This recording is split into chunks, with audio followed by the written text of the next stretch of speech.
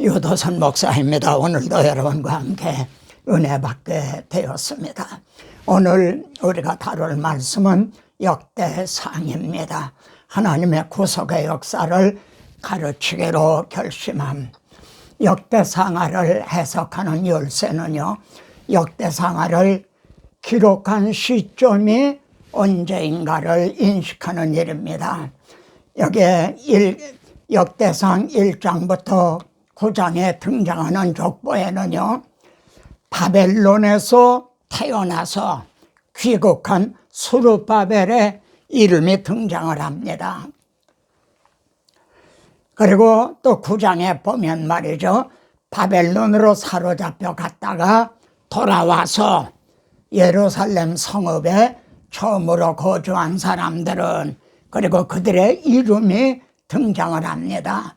그러니까 역대상하는요, 포로에서 돌아온 후에 기록을 했다 하는 증거가 되는 거죠. 그러면은 역대상하를 기록한 사람은 누구인가? 역대하의 이 마지막 부분하고 말입니다. 그리고 에스라서의 마지막 부분이 거의 문자적으로 일치한다는 점입니다. 고레스가 조서를 내려서요, 다 올라갈지어다, 포로들을 다 올라가라는 거죠. 에스라서에도 이제 다 예루살렘으로 올라가서 성전을 건축하라.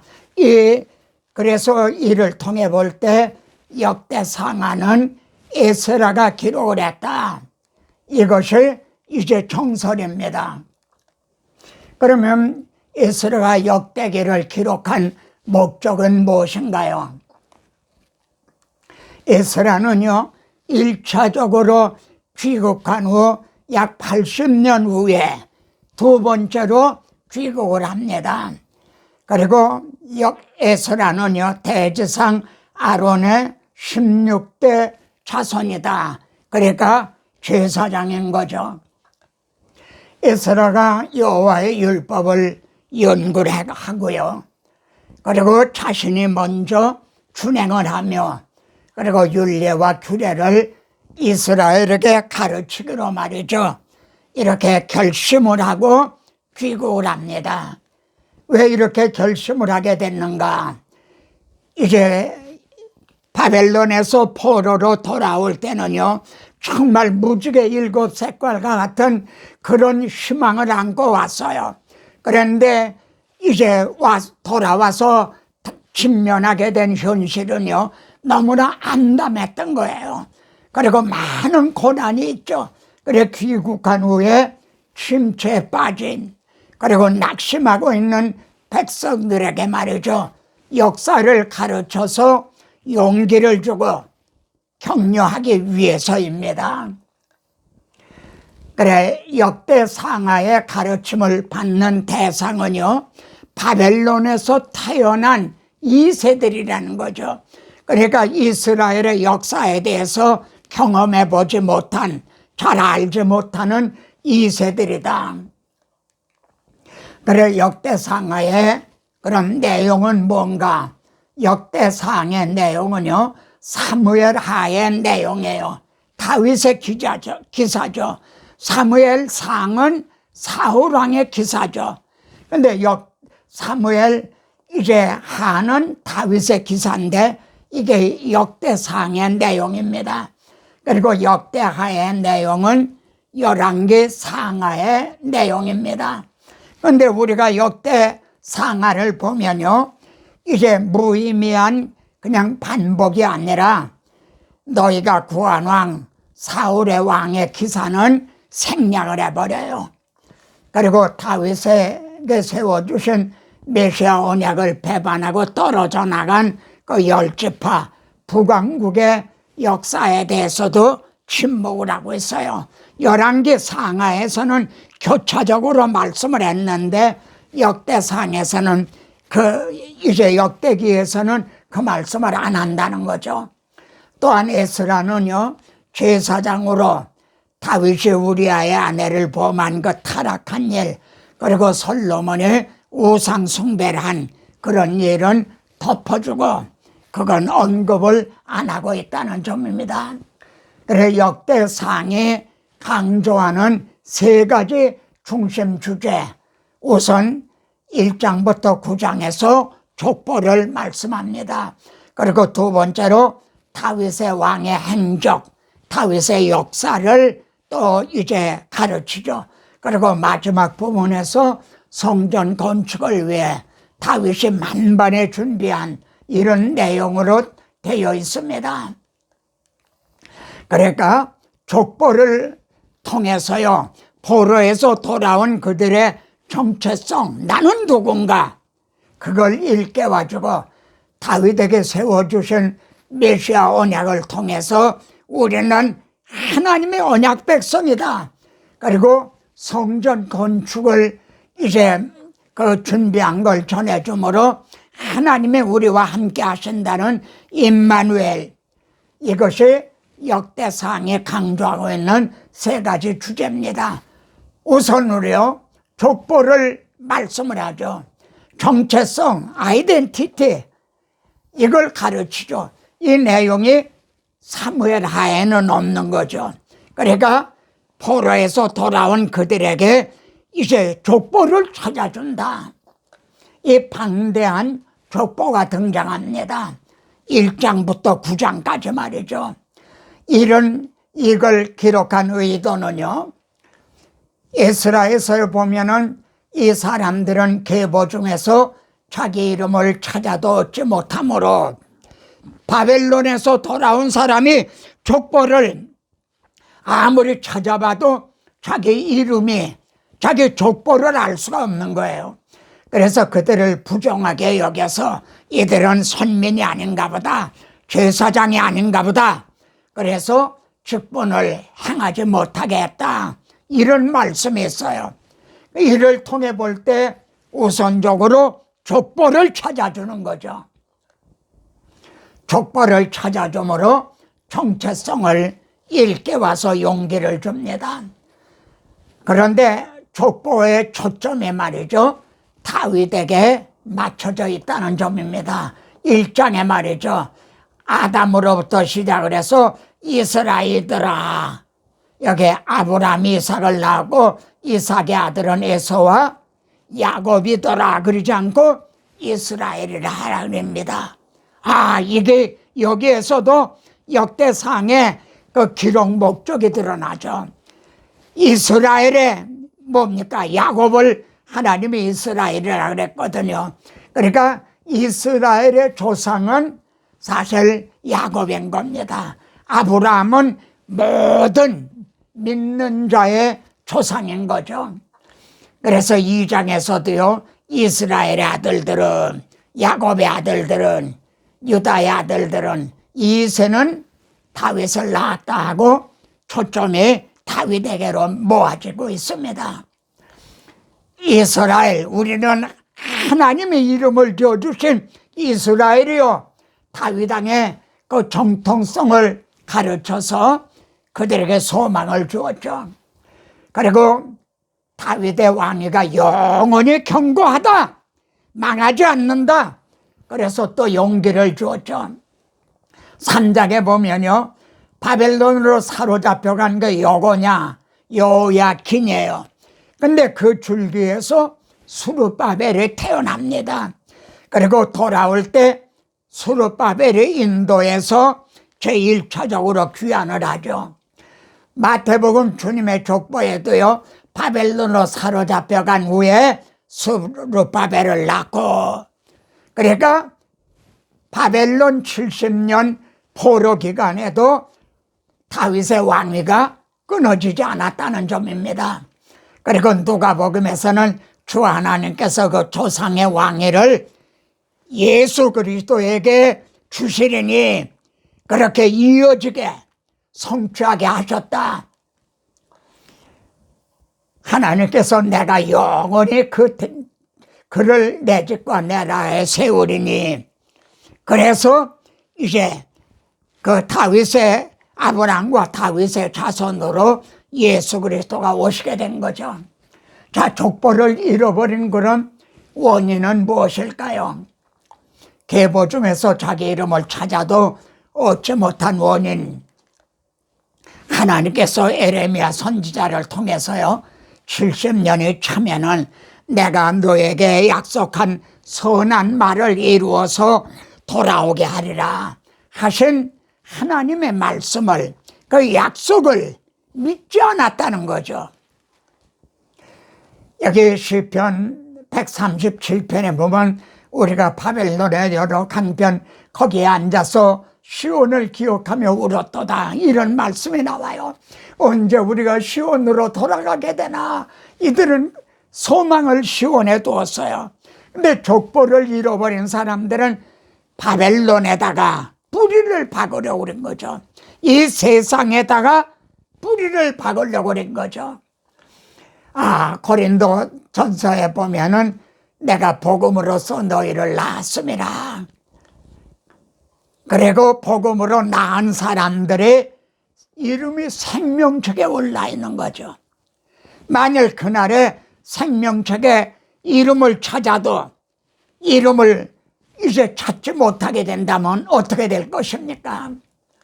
형제는 자신의 영적 족보를 배워서 그리고 확신하고 있나요? 두 번째로 다윗 왕의 행적, 역사를 가르치죠. 여러분, 하나님이 택해 놓으신 이제 모리아산 예루살렘이 말입니다. 여호수아 때도 사사시대 때도요, 사울왕 때도 그걸 점령을 하질 못했어요. 근데 다윗 왕이 비로소 그걸 빼앗아서 다윗성이더라. 참 의미가 있죠. 지금도요 이스라엘의 깃발에는 다윗의 별이 있어요. 그리고 이스라엘은 지금 한 1000만 되나요? 근데 그들을 둘러싸고 있는 아랍은요 수억이 돼요. 그런데도 이제 한 1000만 되는 그들이 그들을 이기고 있는 거예요. 이 다윗의 별, 이걸 앞세워서요 난공불락의 예루살렘을 정복했다는 이 사실을 가르쳐서요 그때도 그리고 오늘날도 용기를 얻고 있는 거죠. 그리고 다윗이 하나님의 언약궤를 메워 올려왔다. 사울왕 때는 방치했던 걸 말이죠. 이렇게 언약궤를 메워왔다는 것을 가르치죠. 그리고 악기를 울려서 즐거운 소리로 크게 그때 찬양하라고 그랬다. 아마 이 말씀을 듣는 이제 2세들들이요 막 찬양하고 싶어서 막 격려가 됐을 거예요. 하나님이 우리와 함께 하신다는 말이죠. 임마누엘로 그렇게 용기를 줬죠. 여러분, 다윗의 역사 중에 핵심은요 메시아 언약입니다. 하나님이 다윗에게 메시아 언약을 세워주셨죠. 그런데 여기에서 한 왕조를 세우려니 내가 한 나라를 세운다는 거죠. 그리고 영원히 경고하게 하리라. 영원히 그를 세우리니 영원히 경고하리라. 결코 다윗의 왕위는 멸망하지 않는다. 영원히 경고한다. 이 메시아 언약을 가르쳐서요 그들에게 또 용기를 주고 격려를 했겠죠. 아브라함에게 세워주신 메시아 언약, 그러니까 다윗의 언약의 뿌리가 어디에 있어요? 아브라함의 언약에 있어요. 다윗 언약의 뿌리가 아브라함 언약, 그리고 아브라함의 언약의 뿌리가 원복음에 있는 거죠. 이제 법궤를 운반해 온 후에 찬양을 합니다. 그가 행하신 일을 만민 중에 알릴지어다.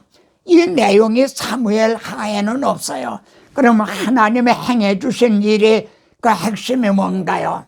보세요. 여기 이는 아브라함에게 하신 언약이며 이삭에게 하신 맹세며 이스라엘에게 하신 영원한 언약이다. 여기서도 야곱에게 하신 언약이라고 그러지 않고 이스라엘에게 하신 언약이라고 이스라엘을 또 강조하고 있는 거죠. 이 점이 다윗 언약의 뿌린 거죠. 이렇게 이스라엘은 언약 백성임을 일깨워서 용기를 주고 그리고 격려를 한 거죠. 세 번째는요, 다윗이 성전 건축을 아주 만반의 준비를 했다. 그걸 또 쭉 가르칩니다. 보세요. 하나님이 여호와의 손이 내게 임하여 설계를 나에게 그려 나에게 알려주셨다. 놀라운 말씀이죠. 이 말씀도 사무엘 하에는 없는 거죠. 하나님의 성전 설계도를 그려서 주셨다는 거예요. 그리고 다윗이 성전 터를 또 값을 주어 샀죠. 그리고 내가 하나님의 성전을 위하여 힘을 다하여 준비했다. 전심전력을 다해서 준비했다. 하나님이 정해주신 터, 그리고 그려주신 성전 설계도, 그리고 다윗이 이렇게 만반의 준비를 했다. 이거를 가르칩니다. 그런 후에 다윗은요, 누가 오늘 즐거이 손에 채워 여호와께 드리겠느냐. 그러니까 말이죠, 모든 백성들이 즐거운 마음으로 자기네들의 귀중한 금은 보화를 드렸다는 거예요. 그냥 넘치도록 드렸어요. 그래서 다윗이요, 나와 내 백성이 무엇이기에 이처럼 즐거운 마음으로 드릴 힘이 있었나이까. 이게 다 하나님이 주신 은혜입니다. 그러면서 모든 것이 주께로 말미암아 싸우니 우리가 주의 손에서 받은 것을 주님께 드렸을 뿐입니다. 하나님 중심이죠. 정말 얼마나 은혜로운 말씀이에요. 주님 손에서 받은 것을 주님께 드렸을 뿐입니다. 자랑할 거 아무것도 없습니다. 그러면서 솔로몬에게 청성된 마음을 주셔서 내가 위하여 준비한 것으로 성전을 건축하게 하옵소서. 사실 성전은 솔로몬이 건축을 했지만요, 모든 만반의 준비는 다윗이 다 했던 겁니다. 지금도 그래요. 지금 이제 우리가 복음을 전해서 말이죠, 하나님의 나라, 이 하나님의 교회가 점점 건설돼 나가도록 하죠. 그런데 그 모든 준비는요, 주님의 십자가상에서 다 이루었다. 근원이 거기에 있는 거예요. 주님이 다 이루어 놓으신 거예요. 우리는 그걸 이제 받들을 뿐인 거죠.